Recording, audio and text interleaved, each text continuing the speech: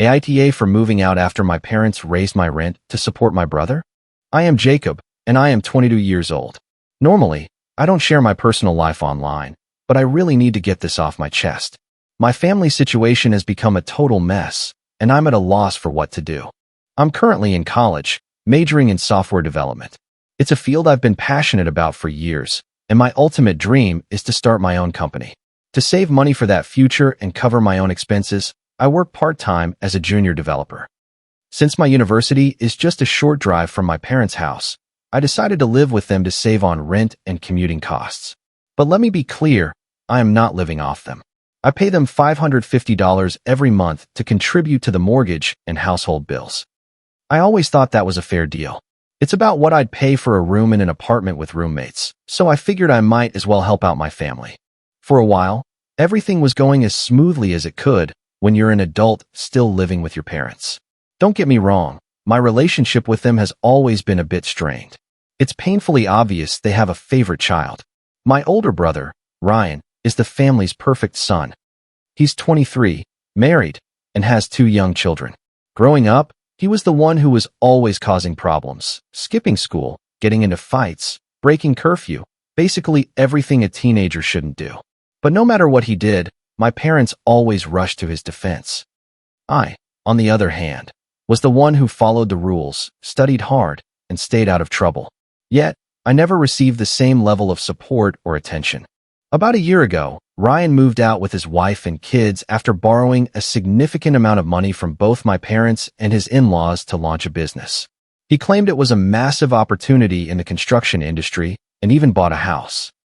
I was skeptical, but I told myself that maybe, just maybe, he was finally ready to be responsible. Fast forward to today, and surprise, he's back. He showed up on our doorstep with his entire family, claiming he needed to stay for a little while until a huge payment from his company came through. He's throwing around numbers like millions of dollars and promising to buy a mansion for the whole family as soon as the money hits his account. And my parents, they believe every single word of it. The problem is, while Ryan and his family are living here completely free of charge, I'm still expected to pay my $550 a month. And can you guess how much Ryan is contributing? You got it. 0. Absolutely nothing. My parents don't seem to care one bit that he isn't helping out. It's like they're willfully blind to the fact that he has spent his entire life living off other people.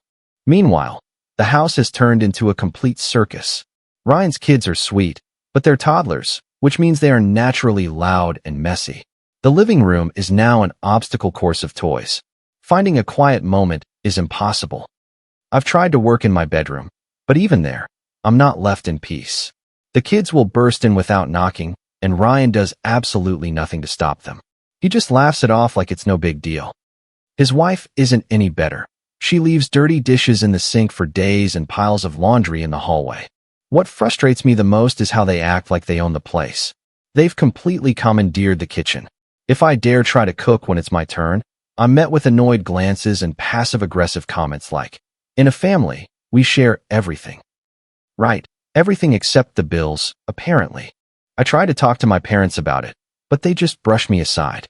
My mother told me I needed to understand that Ryan was going through a difficult time and that family is supposed to help each other out. When I asked if Ryan was also going to start contributing to rent or groceries, she became defensive and told me to never bring it up again. At this point, I feel like a stranger in my own home. I work hard to save money and build a future for myself, but it feels like none of that matters. All my parents care about is Ryan and his imaginary business success. They're living in a fantasy world where Ryan is a self-made millionaire, while I'm the one actually paying their bills, waiting for his so-called big check to arrive. I've thought about moving out, but the idea is incredibly stressful. Rent is expensive, and my part-time job doesn't leave much room for extra expenses. Between my tuition, car payments, and my savings, there isn't much left over. Plus, a part of me feels like leaving would be abandoning them. Why should I have to uproot my entire life just because Ryan refuses to grow up? It just isn't fair. I've always been the type to avoid confrontation, but this whole situation is pushing me to my breaking point. I'm tired of being the one who makes all the effort while Ryan gets a free pass for everything. So that's where I am. I feel trapped between my desire to stand up for myself and the fear of making things even worse with my family. Update 1. Hey again, it's Jacob. As I mentioned in my first post, I'm still trying to navigate this family mess. The situation was already tense, but now things have taken a turn for the worse. I honestly don't even know where to begin. Last week, my mother came into my room, supposedly just to see how I was doing, but I could tell she had something else on her mind. She started with some small talk about work and school, but her tone quickly shifted. She said, "You know, Jacob, with Ryan and his family living with us now, our household expenses have gone up quite a bit." I knew where this was going, but I stayed quiet. Then she dropped the bomb. "We're going to need you to contribute a little more to help cover everything." I was floored. I've been paying my share, and frankly more than my share, for years without ever complaining or asking for anything in return. Meanwhile, Ryan and his wife contribute absolutely nothing and have practically taken over the entire house. So, I asked her directly, "And Ryan? Is he going to start paying too?" My mother's reaction was immediate. She got defensive and gave me some vague line about how Ryan is in a tough spot right now. The family needs to support each other. Then she walked out of my room as if the conversation was over. I was furious. At this point, it's not even about the money anymore. It's about the principle. Why is it always on me to bail the family out while Ryan gets every privilege? The next day, my father sided with her. At breakfast, he casually mentioned in a detached tone that I should think about contributing more since we're all in this together.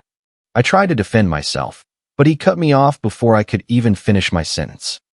He stood up, simply said, "Just think about it," and left for work. I looked over at Ryan, hoping for a shred of support or at least a hint of embarrassment, but he just kept eating his cereal as if nothing had happened. Later that evening, when I got home from work, I decided I had to confront my mother again. I told her I couldn't afford to pay more than I already was. Between my tuition, bills, and trying to save for my future, I was stretched thin. But she didn't seem to care. She launched into a lecture about how I needed to make sacrifices for the family and that Ryan had children to feed. Yes, I understand he has children, but he's also a grown man. Why is it suddenly my responsibility to provide for his family?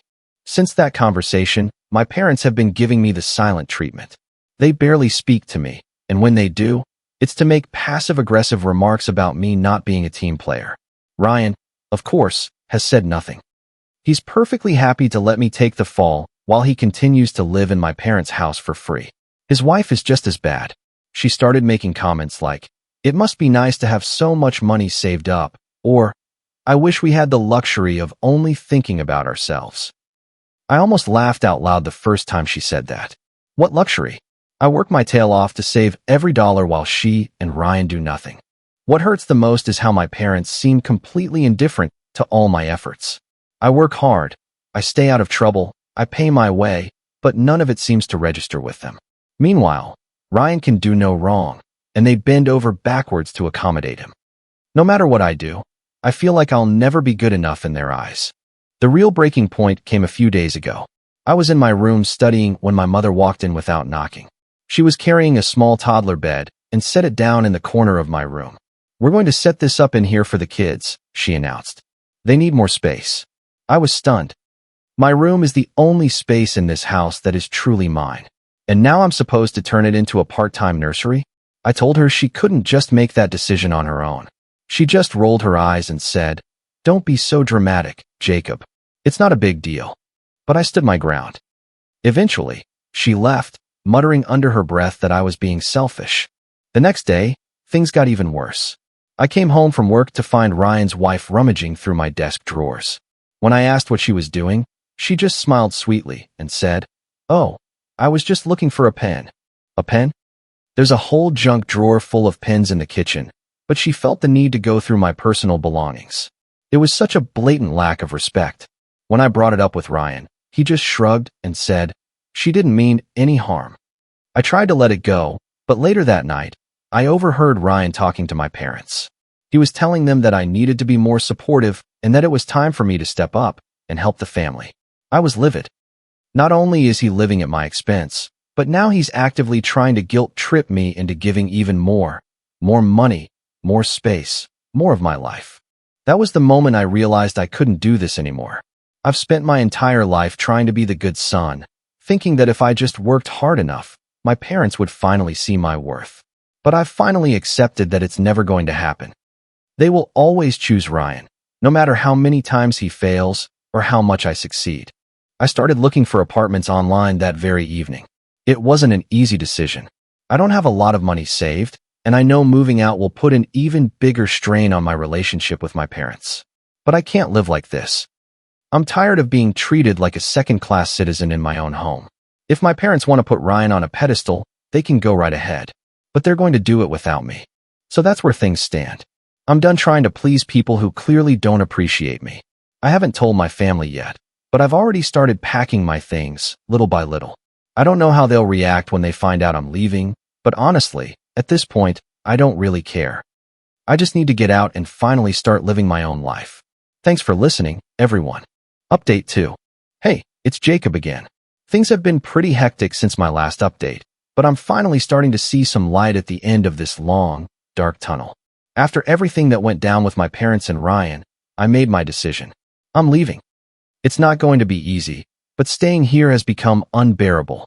So, let me walk you through my plan for getting out without causing a massive family blow-up, at least, not immediately.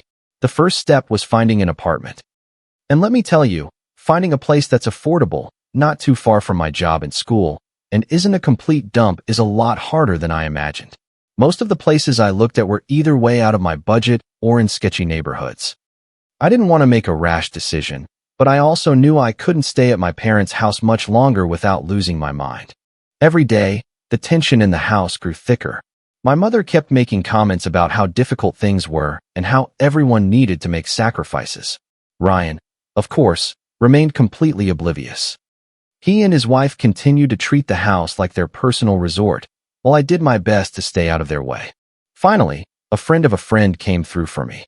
He knew a guy, Jack, who was looking for a roommate. Jack had just signed a lease on a small 2-bedroom apartment and wanted to split the rent and utilities. At first, I was hesitant. Moving in with a complete stranger isn't exactly ideal. But after meeting Jack and seeing the apartment, I started to think it could actually work. The place was nothing fancy, a small kitchen, a shared bathroom, but it was clean, affordable, and only a 20-minute walk from campus.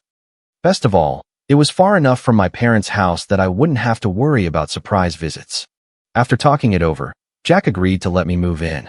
We decided to split everything down the middle, which would bring my share of the rent to about $400 a month, less than what I was paying my parents. Even after adding in utilities and groceries, I'd still be saving money compared to my current situation. It was a no-brainer.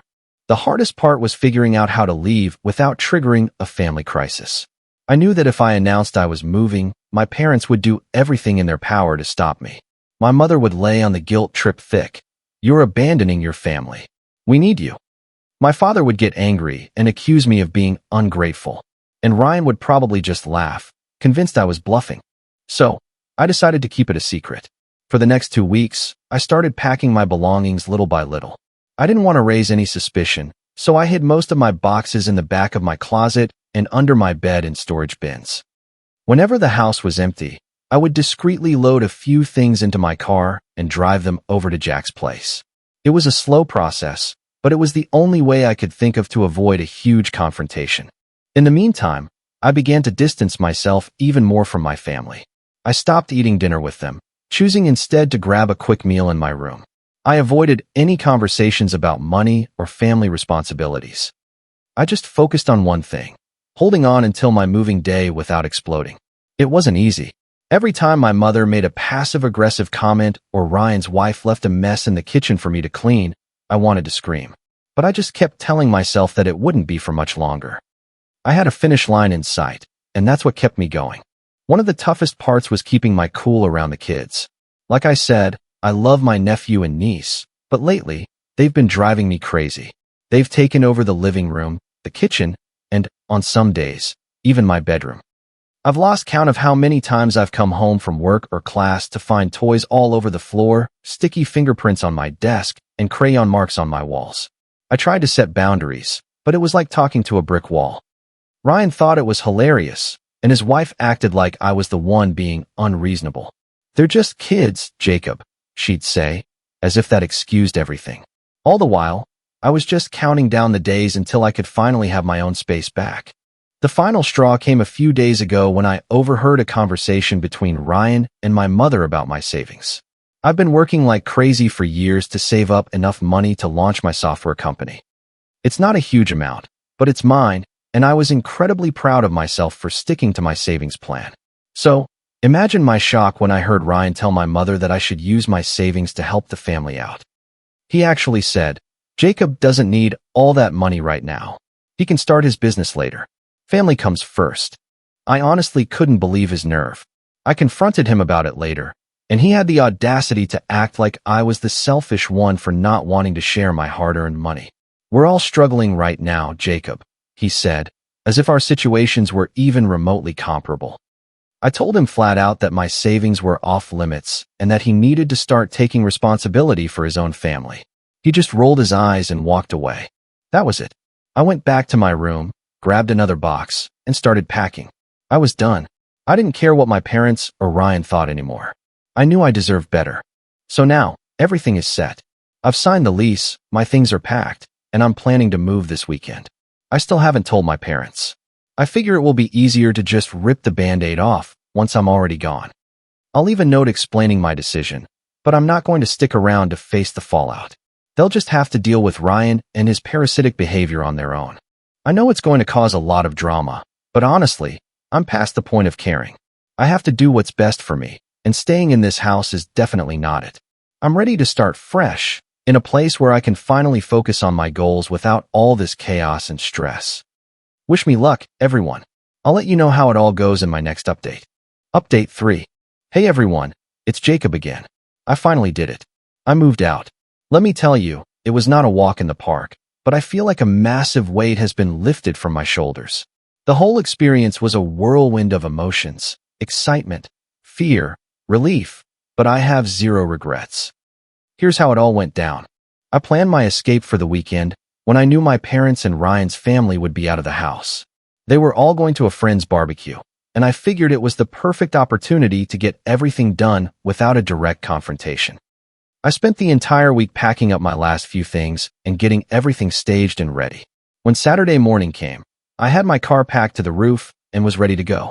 I have to admit, it felt strange walking through that house one last time. Despite all the recent chaos and arguments, it was still the house I grew up in. I stood in my bedroom for a few minutes, just looking around. It wasn't much, but it had been my sanctuary for years. It was a little painful to leave it behind, but I just kept reminding myself why I was doing it. For once, I needed to put myself first. When I got to my new apartment, Jack was there to help me unload my car. I felt an incredible sense of relief as I brought my things into the new place, a place that was mine. The apartment is nothing glamorous, just a small 2-bedroom with a shared living room and kitchen. But it's quiet, it's clean, and most importantly, it's drama-free. I got my room set up with my desk, my bed, and a few of my personal belongings. And for the first time in what felt like forever, I could actually breathe. That first night was surreal.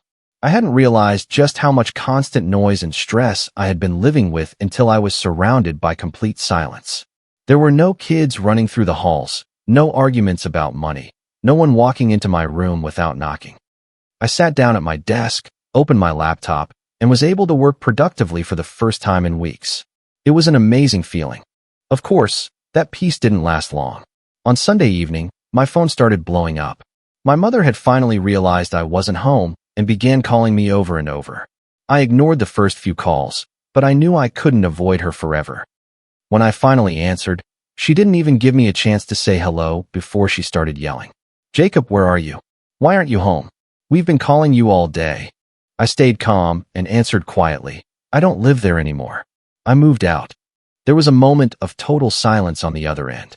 Then she exploded. "What do you mean you moved out? Why didn't you tell us? How could you do this to your family?" She went on and on about betrayal, about responsibility, about how they were counting on me to help with the bills. When I tried to explain that I had been paying more than my fair share for years while Ryan paid nothing, she just waved it all away. "Ryan has children, Jacob. You can't possibly understand what it's like to be a parent." That's when I knew it was pointless to argue.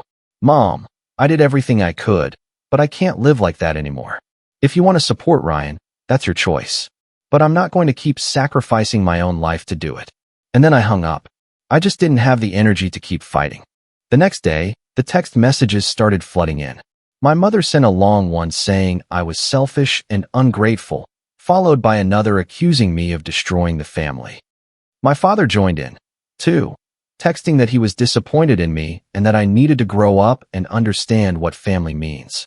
Ryan actually had the nerve to text me, "Wow, you just ditch mom and dad when they need you most. Real mature." I didn't respond to any of them. I knew it wouldn't do any good, and honestly, I was too emotionally drained to care. I spent the day settling in, running some errands, and getting my room organized. For the first time in a very long time, I felt like I was finally taking back control of my own life. A few days later, my mother called again. This time, she wasn't yelling. She sounded more desperate than angry. She told me how difficult things had been since I left, how they were struggling to pay the bills, and how Ryan's kids were sad that I wasn't around anymore. She even tried to guilt-trip me, saying, "We always supported you, Jacob. Is this how you repay us?" I took a deep breath and replied, "Mom, I love you, but I've been supporting myself for years. I paid rent, I worked, I saved for my future, all while Ryan did nothing. I can't keep putting my life on hold to clean up his messes. It's not fair." She didn't take it well. She started crying, saying she didn't know how they were going to get by without my help. It was hard to hear, but I stood my ground. I told her I wasn't coming back and that they needed to figure out a solution with Ryan. After that, she hung up, and I haven't heard from her since. Ryan, on the other hand, hasn't stopped trying to contact me.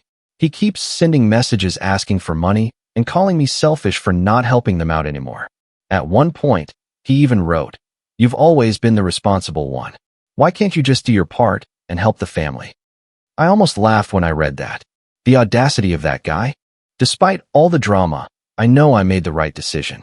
My new apartment is peaceful, my roommate is great, and I can finally focus on my studies and my work without constant interruptions. Cutting ties with my family, even temporarily, is not easy, but I know it was necessary. I can't keep sacrificing my own happiness and my future for people who refuse to appreciate me. So that's where things are now. I don't know what the future holds, but for the first time in a long time, I feel optimistic. Thanks to everyone who followed my story and offered advice. You have no idea how much it helped. Final update. Hello everyone, it's Jacob again, and this will likely be my final update on this situation. It's been a few weeks since I moved out, and honestly, I feel like a completely different person. The fallout from my decision wasn't pleasant, but it revealed the true colors of my family and showed me who I am when I'm not living under their constant judgment. So here's a rundown of how things have played out since I left. To start, my mother's approach hasn't really changed. After her initial outburst when I told her I was gone, she shifted into full-on guilt trip mode. I received texts every day filled with dramatic statements like, "How could you leave us in this situation?" and "I guess you just don't care about your family." At one point, she even wrote, "We sacrificed so much for you, Jacob, and this is how you thank us." It was tough to read those messages without feeling a pang of guilt. I do love my parents. They did a lot for me when I was growing up, and I'll always be grateful for that. But what they fail to understand is that love and gratitude don't require you to let yourself be taken advantage of. For years, I was the one keeping things stable while Ryan coasted. I paid my share, cleaned up after them, and repeatedly put my own needs on the back burner. I had to draw a line somewhere. I had hoped my father might see things with a bit more clarity, but he was no better. He called me a few days after I moved, and the conversation was, to put it lightly, exhausting. He began calmly, asking why I felt the need to leave without talking to them first. I explained, as clearly as I could, that I was tired of being treated like a second-class member of the family. I reminded him that I had been paying rent for years, that I was pulling my weight, and that it was completely unfair to expect me to shoulder even more of a financial burden while Ryan was allowed to contribute nothing.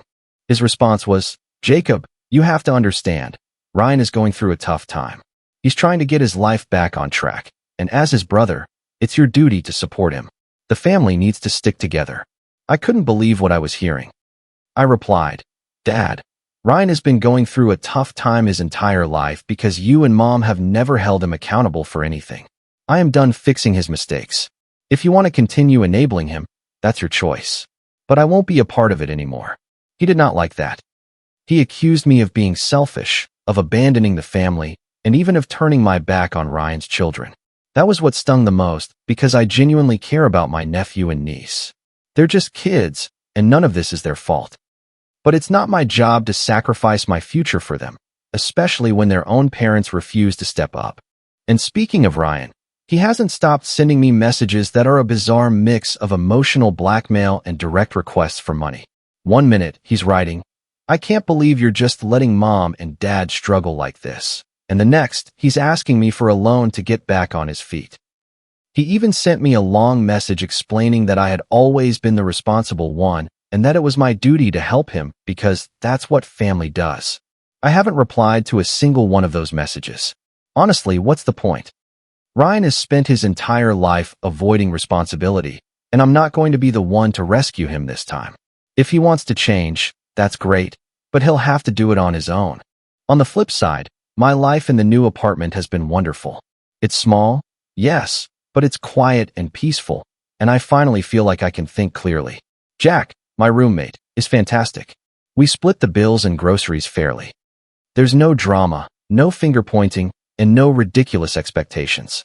I've been able to focus on my work and my studies in a way I haven't been able to in a very long time. I even finished a major project for my software development course last week, something I probably never could have completed while still living at my parents' house. The best part of all this is that I'm starting to feel like myself again. For years, I was trapped in a cycle of trying to prove my worth to my parents, hoping that if I just worked harder or contributed more, they would finally see me as Ryan's equal. But I now understand that's never going to happen. And that's okay. Their favoritism says more about them than it does about me. I don't need their approval to live my life or to chase my dreams. I've talked about all of this with a few close friends, and their support has been invaluable. They helped me see that setting boundaries isn't selfish. It's necessary for survival. Just because someone is your family doesn't give them the right to exploit you. It's a hard lesson to learn, but I'm glad I finally have. As for my parents and Ryan, I've decided to maintain very limited contact for the time being. I'll text my mother occasionally to let her know I'm okay, but I keep the conversations brief and avoid any topics related to money or Ryan. It's not a perfect solution, but it's what I need to do to protect my mental health. Maybe one day things will get better, but for now, I'm focusing on myself. And for what's next, I'm going to continue saving for my dream of starting my own software company. I don't know how long it will take or what challenges I'll face, but for the first time in a long time, I feel truly hopeful. I know I have the skills and the drive to make it happen. And without the constant weight of my family on my shoulders, I feel like anything is possible. To everyone who followed my story and offered your support, thank you. Your encouragement meant a lot and helped me realize that I'm not alone in dealing with a toxic family dynamic. If you're going through a similar situation, please know that it is okay to stand up for yourself. You deserve to be respected, and sometimes, the best thing you can do for yourself is to walk away. This is Jacob, signing off. Comment: I have been thinking a lot about the courage it takes to choose yourself. Setting boundaries with people we love is one of the hardest things we can do, but it is also one of the most profound acts of self-respect. We cannot be responsible for anyone else's happiness or their choices. Our primary responsibility is to build a life where we feel safe and valued. Sometimes that means stepping away from chaos to find your own quiet. That distance is not about punishment. It is about giving yourself the space you need to heal. True kindness includes being kind to yourself first. I hope you always remember that your peace is worth protecting. You deserve to be the main character in your own story. If you like the stories, don't forget to leave a comment and support the channel by subscribing. See you in the upcoming stories.